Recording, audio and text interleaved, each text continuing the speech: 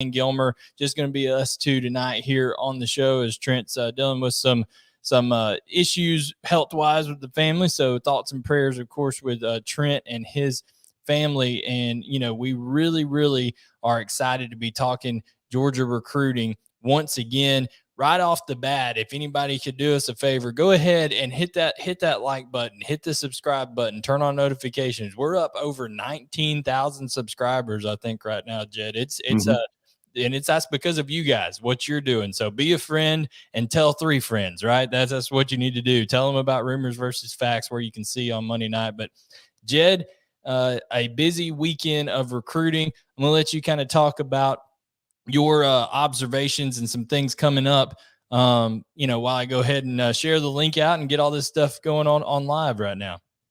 Yeah, it's interesting because this weekend, is shaping up to be a bigger one, I think, than it actually turned out to be. Shamar James's visit got rescheduled. Andre Greene, had a conflict and wasn't able to make it to town. But still, there were guys.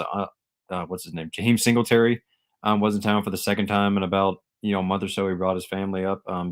So a good sign for Georgia there. Sammy Brown was back in Athens for about the 15th time since the summer. It seemed like I talked to him He's yesterday. seen Georgia play a lot. A lot, yeah. I mean, especially counting the game up in Charlotte too. I mean, he's there all the time. I talked to him yesterday, and he said, "Yeah, I sat next to Gunnar Stockton, and we were just hanging out." I was like, "Oh, cool. What'd you talk about?" I was like, "Yeah, mostly hunting and fishing, that kind of thing." So, makes a lot of sense with the Commerce Jefferson kid, and then the Raymond County guy there, and then but yeah, it was a big weekend. A couple interesting names. A 2025 commit, believe it or not, Aaron White, committed to USC. He made the trip out from California and, earned an offer from Georgia Saturday night. I talked to him yesterday, and he said he and Dalen Austin, another California guy, 2023, Yep. Went out to dinner with, Coach Smart and Coach Lanning Saturday night. And then, they called him later Saturday night and extended an offer. So that's something to watch there. He That's said, awesome. He's committed to USC, but obviously it's a freshman in high school. There's a long time before he puts pen to paper, as far as that goes. So another name to keep an eye on for way down the road, about 80 or so exits down the interstate from where we're at right now. So, but yeah, another interesting weekend. Recruiting never sleeps, especially north of the Florida-Georgia line there. And so yeah, it's interesting to watch. We got another big announcement coming up on Friday. I know we're going to touch on Julian Humphrey, and yeah, just this class, with the early signing day, about a little more than a month away. This is we're getting out of the nitty gritty here in this 2022 class. No doubt, and it certainly feels like Georgia, is in very good shape with Julian Humphrey. He's a guy who decommitted from Florida right before the Georgia-Florida game. And then basically, Jed, there was no, he was not being shy about what he thought about that performance from the Florida Gators during that game. Laughing cat emojis at the Florida team over there on Twitter. That in today's time, that speaks volumes. That's the kiss of death for Florida. Yeah, that speaks volumes right there. So Florida was definitely out. Then he goes and names a top 3 not long after that, of course, with Georgia and LSU and Mississippi. Mississippi, not Mississippi. Who am I? Texas A&M. Yes. I got my Maroons mixed up there for a minute.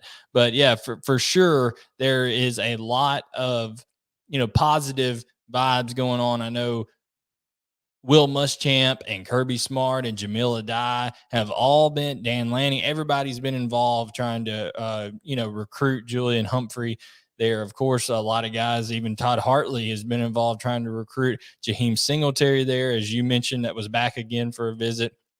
And Jed, not everything's 100% positive for Georgia in terms of how it went this weekend. Initially, as you mentioned briefly, Andre Greene was supposed to, come in for Sunday, Monday. Kind of just expound upon maybe a little bit of reports that we heard today. Yeah, it's our national guy Adam Friedman. Shout out to Adam, does a great job for us. He posted Saturday afternoon saying Andre, I can't remember exactly, it was something with his high school schedule. Like they hoped practice would be Monday afternoon. It got scheduled for Monday morning, so they're not going to make it work. They were going to try to maybe come to Athens. I believe it's next weekend, right, when they're scheduled to go to Clemson. Now. Yeah.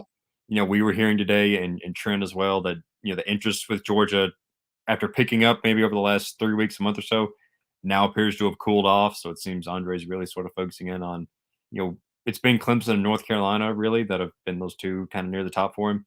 Um, and it seems like it's kind of back to those two with Georgia, once again starting to fade out of the mix. Yeah, I posted a class recap on the UGASports Vault, and if you're not a member of the Vault, that's why you need to be, guys, because we post a lot of things like that. Jed does his leaderboard, the cheat sheet, all that kind of stuff. Trent has his projected class, and I did a chart that showed some of the targets out there for Georgia and how likely they were to sign. And on the wide receiver board, Jed, I had Andre Greene all the way down at the bottom. Only one below him was Kojo Antwi. And I've just never thought that Georgia has had a real shot at Andre Greene. And I think that's kind of, bearing out, coming to fruition. I think they're really, really like all in going after Chaz Preston. I've thought about that for a couple weeks now, especially that the heat's been getting turned up. Julie Boudwin from Tiger Details did us a solid going over there to cover his All-American jersey ceremony, presentation over at his school at St. James. And when she did that, she interviewed him and asked him about Georgia and Cortez Hankton, also asked him about Texas and Alabama and LSU, some of those schools, but literally the countenance and the excitement in his eyes, the smile, you can see it when she asked him about Cortez Hankton, when she asked him about the University of Georgia. There is a genuine connection there with Cortez Hankton and Chaz Preston because he also recruited Chaz's older brother when he was at Vanderbilt. Obviously, Chaz's older brother ended up going to Mississippi State to be a defensive back over there, but Cortez Hankton was recruiting him, got to know the family really well. He's from the Louisiana area. I think right now in that recruitment that, LSU and Georgia are kind of right there together. I'm sure LSU probably even helped themselves with their performance against Alabama this weekend. I mean, they played hard. Alabama, I think that had more to do with Alabama, honestly, than it did with LSU. A lot of inconsistencies from Alabama. People are freaking out right now on the vent and stuff like that, Jed, about Georgia's offense sometimes with some inconsistencies. I would hate to see what the message board looks like over there. I haven't ventured into, I don't even know what it's called over there on our Alabama rivals site, but man, I can only imagine how bad that is with the way that offensive line's playing right now. Yeah, I mean, that's one of those things where I know me personally being at the game Saturday, I was like, okay, I'm gonna go home and it's not a great slate of games. Saturday night, LSU, Alabama, Tennessee, Kentucky. The LSU Alabama game turned out to be pretty. I mean, it wasn't the prettiest football in the world, but it was, it was close and entertaining. Well, I mean, you look at it, LSU, I mean, they got down that next to last drive, they got down to what, about the 25 or 30? I mean, if you're Alabama, you're one Dude, they were inside the 10. away from, They were inside the 10. You're one busted coverage away from, the stuff looking down the road, SEC championship versus Georgia. I mean, it doesn't matter, if you lose that game and you're one blown coverage or great play from an LSU receiver away from it not even mattering. So yeah, I would imagine the message board. I think it's Crimson Tide Insider, maybe. Yeah, Apologies, I'm getting that wrong, but yeah, I'm sure that was not a great place to be about 10:30, 11 o'clock on Saturday night. But point being on there, Chaz Preston was at that game in Tuscaloosa. So I'm sure with LSU being his home school, that's who Georgia's fighting, in my opinion, right? They're fighting LSU for Chaz Preston. And, really what it's going to come down to, I think, is it's going to come down a lot to that hire. Who does LSU hire? Who is the next staff that comes in? And do they do it in a timely enough manner? Because Chaz Preston's planning on signing at, on the early national signing day. And, I think is also, if I'm not mistaken, planning on being an early enrollee. So that's going to be a narrow time gap, Jed, to get, used to a new staff. So especially if Georgia gets Chaz Preston in for an official visit when they are trying to schedule that official visit between the SEC championship and that December 15th signing date. Georgia's so good at on-campus recruiting, Jed. We talked about the details, all that kind of stuff that they take into account. I really think that it could bode well for him with Chaz Preston. He's the guy that I would think is right there at the top of the board right now for Georgia at wide receiver. Absolutely. I mean, and you get him in, like you said, after the SEC championship in those days, and like you said, it's Chaz Preston or bust right now. I mean, let's be honest, at receiver, that's what it's really kind of shaping up to be. So get him on campus, show him all that love, show him. We kind of talked about this when Andre Greene was supposed to be here this weekend. Show him how he could fit in the offense. Go really in depth with what he could be, and that quite honestly with you, that could seal the deal. A great visit a week or so, before the early signing period, or early signing day, I should say. That could really seal the deal for Georgia. They look to you know, get that one more guy in this receiver class, that true difference maker on the outside. Yeah, They're looking for. I think Chaz Preston or bust is fairly accurate. However, there is another term you could say, Chaz Preston, or instead of bust, maybe Burden, because I don't think it's over with True. Luther Burden by any means. That was a battle that Georgia was in to the very, very end. Georgia, and thought they were right there in there with Luther Burden, and sometimes crazy things happen in recruiting at the very, very late hours, of before an announcement. But nothing's over till pen hits paper. Georgia's seen that before with George Pickens, so we'll see what ends up happening with Luther Burden down the line. We've got a lot of questions that we're going to get to on the UGA Sports Vault. I'm going to look at some of these YouTube comments real quick, though. Jay Martin 24, Blaine and Jed. Yes, that is who we are. Yeah, we're here. We appreciate you watching, Jay Martin. Exactly. Eric Odom said, duh, he looked rusty talking about JT Daniels to Brett Weimer there. He hadn't played in 5 games, so I'm sure you got to get back in a rhythm for certain. I mean, obviously playing against a scout team and playing against your own defense in practice, obviously Georgia prides themselves on being very competitive in practice and playing to a standard, but it's just something about those real live game reps, Jed, that you got to get back in the swing of things. And then the last one we'll take here before we get to our questions, James Bond, the goal is not to beat insert name of defeated foe. The goal is to beat everyone until every week until UG's the only one standing. Of course, that's definitely the line of thinking that Kirby Smart and company comes to. But now, Jed, what we do every week is on the UGA Sports Vault, we submit a post for people to submit questions. And, all these questions start flowing in, and we do our best to kind of rapid fire answer them here. And Georgia, I will say, Jed, in terms of wide receiver, if Georgia, let's say for some reason they weren't able to bring in a Chaz Preston, they weren't able to flip a Luther Burden, they weren't able to get a Travis Hunter who would also play receiver if he came to Georgia. He would play receiver and corner. That is already that's been established. He would play a two-way guy. If they go 0 for 3 on that kind of deal, there are 2 guys that have hit the transfer portal today. Jordan,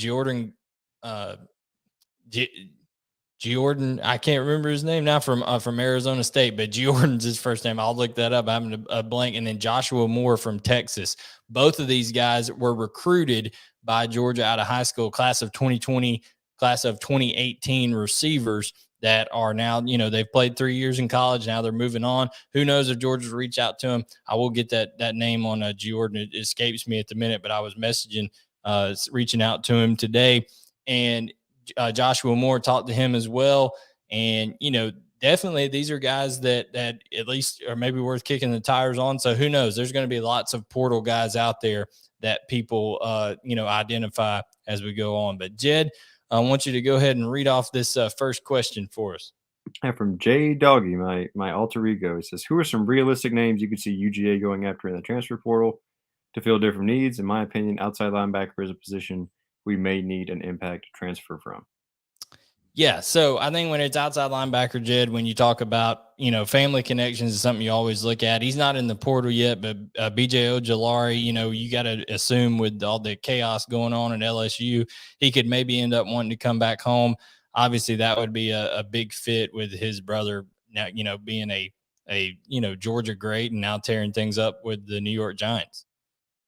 Yeah, absolutely. I mean, that's one of those things where, man, and someone asked me this about Damari Alston the other day, and I kind of popped into my head. You recruit these guys nowadays, if nothing else, to make sure that bridge is burned. Is Georgia going to take 3 running backs in the 2022 class? I don't know, but I wouldn't think so. I mean, I don't guess anything's impossible. But Damari Alston, Auburn commit, say, a couple years if Brian Harsin is gone, I'm not, predicting anything, but Georgia could be in a position to land him in the transfer portal then. So that's something that coaches have to take into factor when recruiting nowadays. Just with so many players changing teams every offseason, you don't want to burn any bridges. You want to keep in touch with these kids, all that kind of stuff.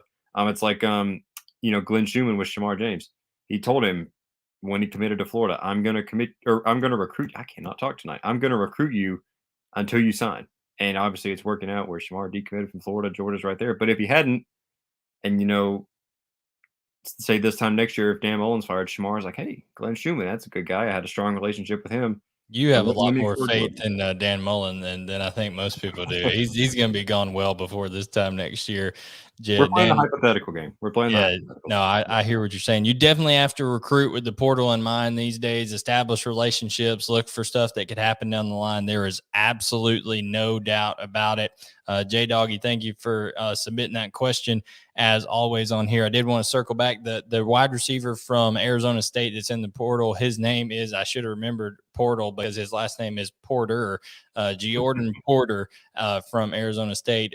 Got a offer from Georgia out of high school, and so did Joshua Moore from Texas. So we shall see what ends up happening with those guys in the portal. I would think that, to answer the other part of that question, I think outside linebacker, also wide receiver could probably be a place that they reach into the portal, and maybe quarterback could end up being another place depending on what happens on the roster. All right, Jed, next question there. OU Hersch Walker, name I finally understand. Is Thomas Castellanos in this class? If so, do you think it's a quarterback or some other position?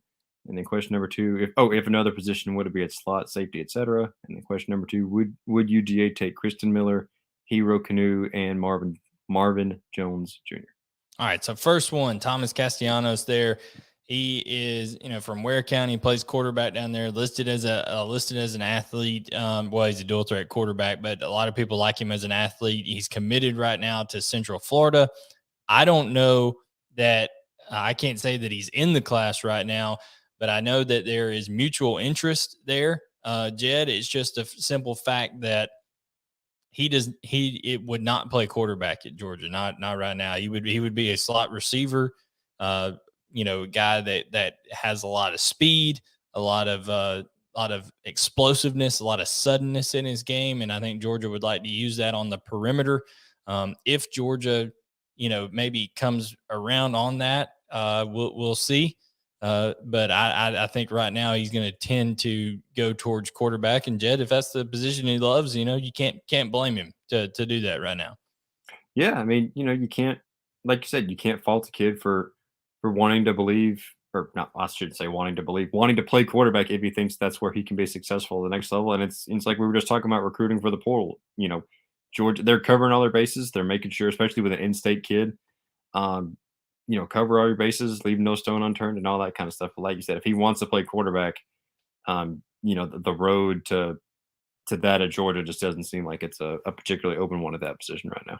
Yeah, it's kind of log jam there with what's going on. Obviously, they've got Gunnar Stockton committed, Brock Vandergrift before him. Stetson Bennett is eligible to come back for another year. So is JT Daniels. If he wanted to, we'll see what ends up happening there. I think obviously either Stetson or JT1 will be gone.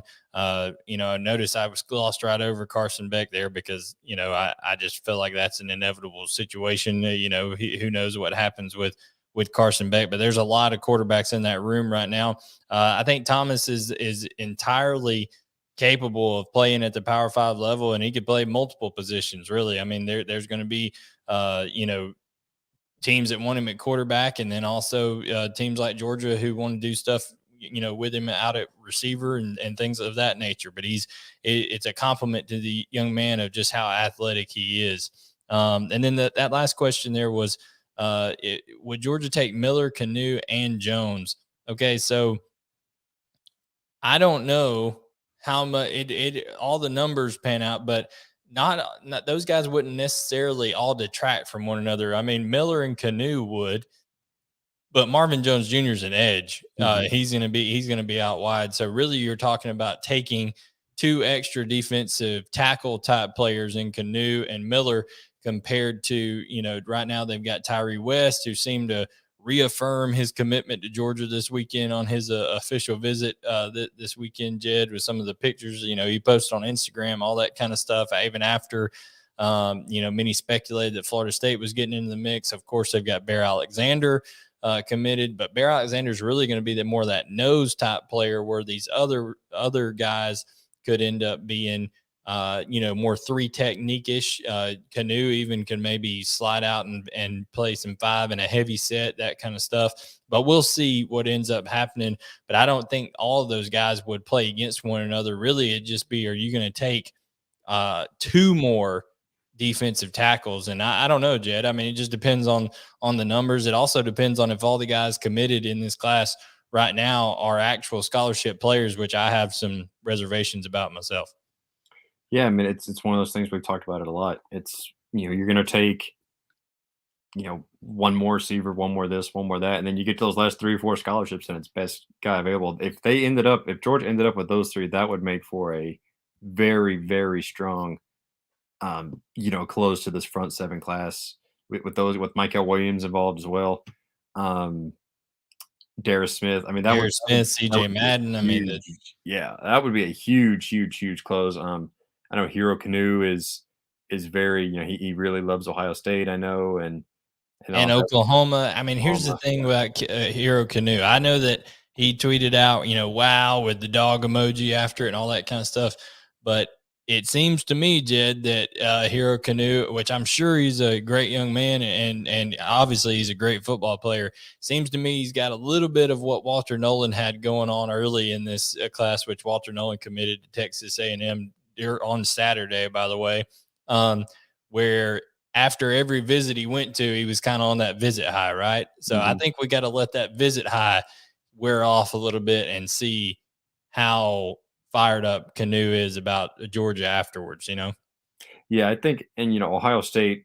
Not that I'm putting future casts or anything, but Ohio State I know is a school that's really just been a constant for him. Throughout this whole recruitment, he really likes Larry Johnson up there and all this kind of stuff. Also, Walter Nolan. I have to I have to comment because I saw on Instagram like he basically went up to Jimbo Fisher. It looked like pregame with everyone videoing him and told him on the field before the game. It looked like that he was committing, which was just, you know, I that's a fitting way for this recruitment to end. Like that's kind of how I thought it would. A simple edit tweeted out would not have done this No, recruitment full of twists and turns justice. So that was interesting to see. I think he went live. But I didn't see it till Sunday, but I mean, anyway. it's not like, being committed and about to announce at the Army or at the Under Armour All American game, Zach Evans style, and then going away, and things happening there. But it's pretty close. And I Mhm, think, obviously that Walter Nolan saga, he's now going to be recruiting guys to Texas A&M like Anaya White and Shamar Stewart. So we'll mhm, see what recruits he's battling against the Jalen Walkers of the world with Georgia's class and everything like that. mhm. Jed, we got another question here. From Red Dog 0884, seen where James Jordan, I believe that should be Jordan Jordan James, the running James. back, is not signing in December. Are we looking at other running backs in this class or in the transfer portal?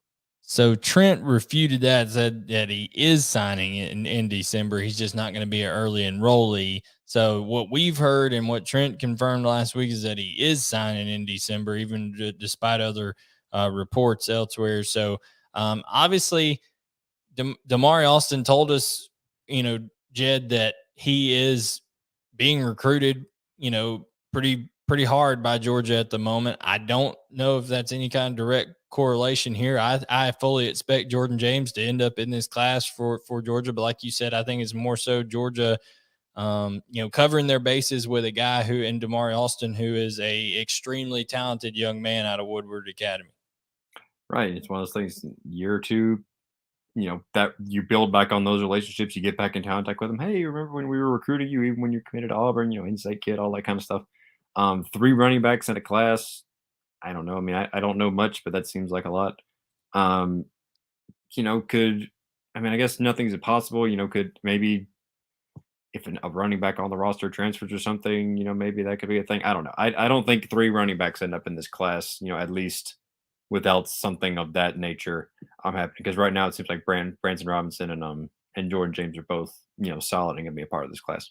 No doubt. We got a little roll call here of where people are watching from. Brett Weimer from St. Mary's, Georgia. Cat Dog Beaufort, South Carolina.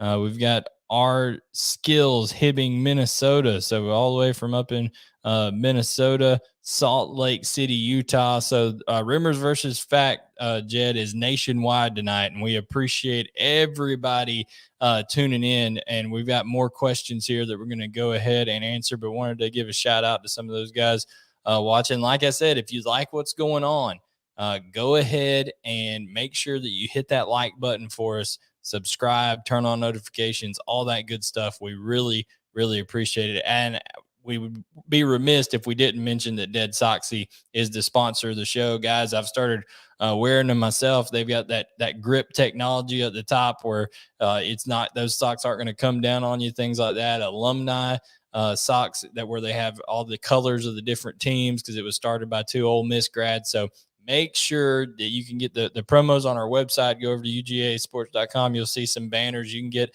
some good discounts on some Dead Soxy merchandise. I've seen Dead Soxy in stores all the way up in Blue Ridge, down below Gainesville here. So there's different, you can find them all over the place, but make sure to visit UGAsports.com to check out some of that Dead Soxy gear over there, some of those socks, Jed, because they're high quality stuff, and we appreciate them sponsoring UGA Sports and the show. All right, so Jed, next question here from Ryan Dog. Yeah, Ryan Dog, Kirby and Company, always good for some surprises.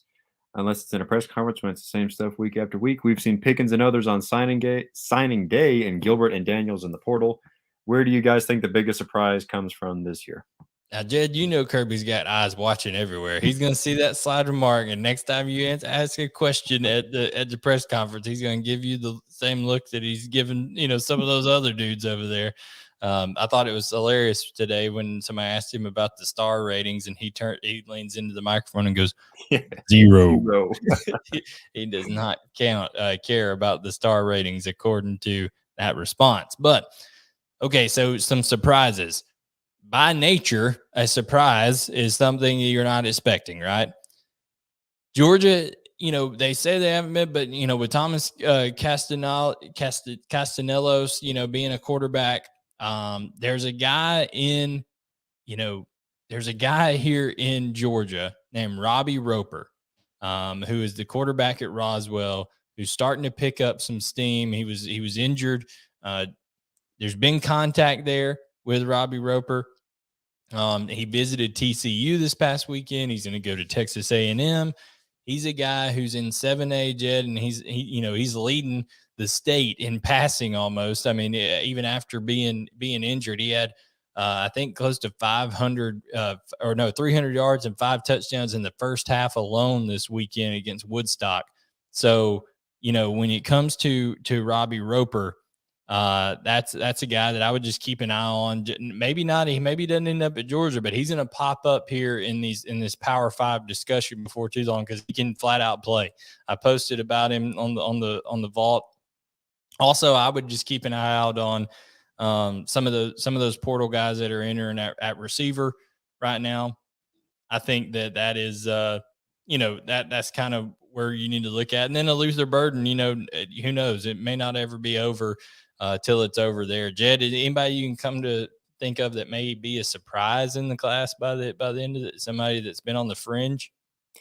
I mean, the best surprises are the ones that come, totally out of nowhere. So I'm, but like I said, there's always something. It's I think back at the start of the summer, right? CJ Madden was not really on our radar at all, right? He was committed to Colorado.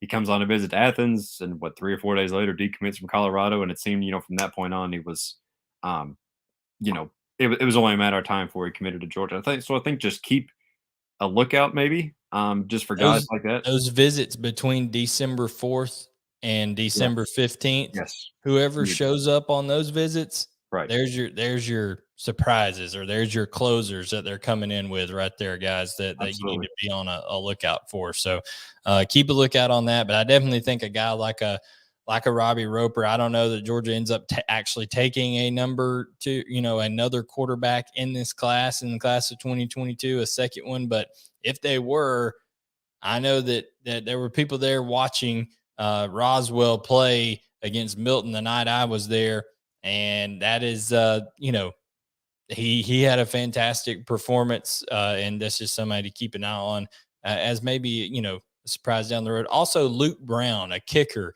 at North Hall, he's been to like 3 or 4 Georgia games. I've seen him there every time.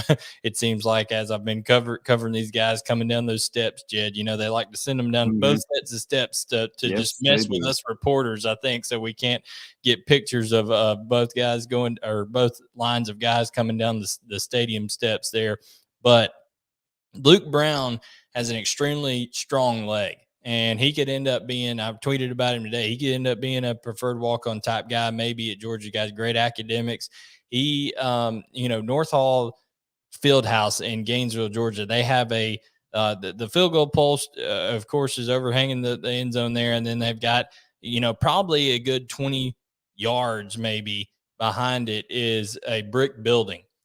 I know that he hit maybe not 20 yards, maybe 15 yards behind it. There's a brick building, and he had a 42-yard field goal earlier this year that he hit, and it was good, and it hit that building, Jed. So he's got a strong leg, and who Yeah, knows? beat 'em You, out. you never, Yeah. as somebody pointed out on the vault today, you can never have too many kickers. So we'll see what ends up happening there. Keep an eye out on Luke Brown from North Hall High School. UGA Motors, if any info on the visitors this weekend would be nice. Well, we always post out the rapid reaction over on the website, so make sure you're checking that out. So we did a lot of rapid reactions, and Jed's already talked about a good bit of that. So I think we'll skip that one here and move on to Scuffletown Dog. Jed, we got one from him. Yeah, one of our mainstays. Shout out to Scalpeltown. Hello, I enjoy your program. Look forward to it every week. Pat myself on the back there. Who do we close with in this class, and who do we UGA seem to be gaining momentum with in 2023? All right. So I think everybody, has to seem like in 2022 that I think Georgia's in, we can say consensus that they're in great shape with Humphrey. They're in great shape with Singletary. They're in great shape with Wilson, which is good because they need to, for Georgia's sake, because they need to load up on secondary. That's a position of need. I think that, Kristen Miller, even though Alabama's now jumping in here late, I think that's a person they're right in there with Jed. Shamar James, I think that, even though I think delaying his visit to December is actually a good thing for Georgia. Yeah, I mean, it's one of those things. It's kind of like we are just talking about with Chaz Preston. You get the one-on-one time with the coaches. You get to, have those intense conversations and all that kind of stuff. See the campus, see the facilities. Without the, experiencing a game is certainly part of a visit for a lot of these guys. But if you've already experienced that atmosphere, there's maybe more things on those kids' plate than that. So yeah, it seems like a minus for Georgia when a visit gets pushed back, but I think that could definitely work out well for Shamar. Yeah, and obviously Demario Tolan was there this week, so we'll see how we haven't been able to get with him on reaction and stuff like that, but we'll try to keep reaching out to get some reaction there. But if he does come, he'll be an inside linebacker for Georgia. So it's either seems like Tolan and James maybe a one spot deal there. Who knows? They could end up taking both of them if they both wanted to come. But also offensive line wise, you got Ernest Greene. And then you've got even Elijah Pritchett that I think they're still going after. So Elijah Pritchett there, and then the two-way guy that, when we're talking about surprises, Jed, would there be any bigger surprise if very quietly on December 15th, all of a sudden, comes to go do a little signing and Travis Hunter's name pops up on Georgia's signing list? I mean, that would be the biggest surprise of them all if he were to flip from Florida State. I think the only way that could end would be he signs on December 15th, tells no one, and then like January 8th or whatever, some loyal subscriber to our site says, "Hey, Travis Hunter's in my English 101 class or whatever. Is he a Georgia now? Like that seems like the only way this could end, just because there's been so much like not covert, because he's sitting on the third row at that one game or whatever, but it seems like Georgia's trying and trying and trying, and they're trying so hard to get over that hump, that mountain that Florida State has built, with the family ties and the relationships and all that kind of stuff. But it's like Georgia shows up for their first round of the playoffs, and all of a sudden there's Travis Hunter in street clothes watching with a Georgia jersey on. Everybody loses their mind. I think it could be very covert if something like that happens. So we'll see it. Daniel says Hunter's not flipping. He's made it explicitly clear over and over. Daniel, there's a difference between what people say. There's inside words and there's outside words, right? I think that's a joke that that Will Ferrell said one time when he was impersonating George Bush. Might as well be George Washington. But I know his uncle is the DB coach and all that kind of stuff. We'll see. I'm just saying they're not going to stop pursuing him, and who knows what happens with that Florida State class. Florida State coaching staff with the way that season's going and how it could end up. Who knows? They may beat Florida at this point and may save their job, because Florida is a walking dumpster fire right now. Yeah, so that Florida State game could mean a lot more than it looks like in the standings, just with the potential. I don't know if like coaching decisions rest on one games like that, but that could definitely. The winner of that game and the loser of that game could be going in two very different directions as far as coaching. Well, somebody said, "Do we have to put this game on national television?" So on Twitter, I thought that was apropos there. JTB Dog, semi-recruiting. How many spots do you think we reserve for the portal? Biggest portal needs. Thank you for what you do. We appreciate the gratitude there. But JTB, I think there's no real guess on that. The NCAA's adjusted now to give you, 7 spots for who transfers away. I think Georgia, there's going to be attrition from Georgia's roster in the portal this year, Jed. I think that's for certain. Whether it's in the quarterback room, whether it's at offensive line, whether it's on the defense with, people not being able to break a lineup in that stout defense, they're going to lose guys to the portal. So they get up to 7. It depends. I think they lost 11 last year. So we'll see what ends up happening. I don't think there's any way to put a real number on that. But Jed, Lower East Side Dog has a question here. Yeah, rumor or fact, the weakness of Georgia's 2022 recruiting class will be the offensive line. Well, Jed, I'm going to let you, since you were there. I think that's rumor, because I think, as Kirby Smart said today, Jed, just kind of tell him what he said about the star ratings and how Georgia goes about evaluating some of these positions. The star ratings mean 0. That's what Kirby said. That's what they say. It's all about it depends on. And I loved this question. I saw it on our thread today. I think if you look at it from a perspective of, okay, which group of prospects have the biggest chance to come in and impact the team right away, I think you can make the case for offensive line being the weakest there, just because I don't think there's that, 5-star, Cade Mays, Broderick Jones, that kind of guy that's going to come in and challenge for a starting spot next year. At this point, maybe Ernest Greene could be that guy. Yeah, but the way they evaluate, obviously, right. And that's, again, all those guys, the staff has done their evaluations, and they know what they're talking about. But I'm saying, if that's your criteria of which position groups you can have guys come in and play year one, maybe you could say that. But yeah, as far as overall down the road, all that kind of stuff, I don't think it's fair to say that just looking at the star ratings and stuff, at this point.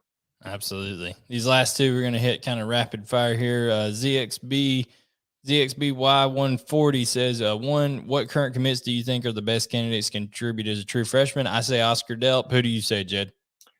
Current commits. I'll say Bear Alexander. Bear Alexander, yeah, two good ones right there. What positions do you think the coaches will circle for transfer portal help? We've already said offensive or outside linebacker. Who knows? It could be, interior offensive line, maybe, if there's a guy that's got a lot of experience out there that wants to transfer. Wide receiver, maybe quarterback, depending on that situation. depending on how things shake out. Safety, depending, if they don't want to go real young with some of those guys, depends on what Lewis Cine does as well. Does Lewis Cine go? Does he come back? Who knows with that? And then Speedy Dog says, Canoe serious or just visiting for fun? I mean, he's definitely interested. He's definitely serious about Georgia. It's just, I don't know. I don't know how it's going to end up with him. I know when you've got Notre Dame, when you've got Ohio State, when you've got Oklahoma all in there in the mix. I mean, that's a lot of schools, and Georgia has a lot going on in the defensive front right now. So, it depends on where he kind of wants to end up with everything. Jed, I wanted to, as that's our last question here, I wanted to share real quick. Georgia offered a tight end today in the class of 2023, and I'm going to play his video here. His name's Javonte Vereen, 6'4", 210. He's split out wide here, and Todd Hartley contacted him at the beginning of this month and already offered him inside of a week. And you can just see the athleticism here. He's out of North Carolina. I think Havelock, North Carolina is the name of the town and the school that he's from. But he just popped on the radar for me today. Georgia just offered him. Did a little research, watched some film here, but he is fluid. He's able to catch, but you see right here, catch the ball, make things happen after the catch. They can split him out, use him as a true tight end. He's played receiver and safety his first couple years in high school and moved him to tight end this year. He's liking where everything's going in terms of that. And obviously Georgia is as well, but Jed, it's just ridiculous what this Georgia tight end room. I mean, Todd Hartley, it's going to be hard for him to keep getting raises after too long the way he's recruiting, man. Yeah, and you look at this kid here, there's also Lawson Lucky out there in the 2023 class. I mean, I went and saw him and Neo Avery too. Neo Avery, right. I mean, I saw Lawson the other night over at Norcross and Archer, playing for Norcross at Archer. And it was funny because Norcross didn't really target him the entire game. They threw one pass to him. It was kind of overthrown, intercepted. And then the last drive, they kind of just said, screw it. We're going to let our best player do best player things. They threw one pass to him. He mossed a guy for like 25 yards. 2 plays later, did the same thing. He did the same thing again. So it was one of those things where you look at it, it's like, why weren't y'all doing this the entire game? But Lawson Lucky is another guy. Like you said, definitely explosive, very fluid, moves very well for a tight end. And he's kind of physically makes you think of more of a traditional tight end, compared to Pierce Spurlin, who is more of a 6'6", 235. I mean, yeah. When you think of tight end, I guess the prototypical traditional tight end, Lawson Lucky physically is maybe more what you think of, but obviously a very talented player along with Pierce Spurlin. So, yeah, that's going to be a loaded room for a really long time. Yeah, so Georgia's definitely taking 2 tight ends in that 2023 class. They're going to be obviously Pierce Spurlin is locked in. He's the leader of that class. He's the guy that's out there doing the recruiting of other people. But keep an eye on Javonte Vereen, because that is a Jed, we may be your next trip up there, going to Havelock, North Carolina, and see him in the playoffs here coming up soon, because they are in the playoffs right here. But definitely an interesting offer and prospect there. Not a big star guy like Kirby Smart was talking about today. He actually has 0 stars at this point. But when you're 6'4", 210 pounds, he said he runs a high 4.5, low 4.6 40, depending on the day. And with the ball skills that he has, that is very impressive. So Todd Hartley continues to absolutely just stack up, potential targets and guys that could realistically become Georgia Bulldogs at the tight end position. So, guys, that is going to do it here for our show here tonight on UGA Sports Rumors versus Facts. Presented by Dead Soxy. And guys, make sure, like I said, do us a favor, hit that like button before you go, turn on notifications, subscribe to the channel, and then of course you can always get the replays over on UGAsports.com. We'll post them to the vault, to the vent, also share them on the podcast format. So for Jed May, I am Blaine Gilmer, and we will be back next Monday night live at 8:15. Make sure to catch the show with Jim Donnan next tomorrow at 12 o'clock with Roddy and Dane. And we will catch you later on UGA Sports.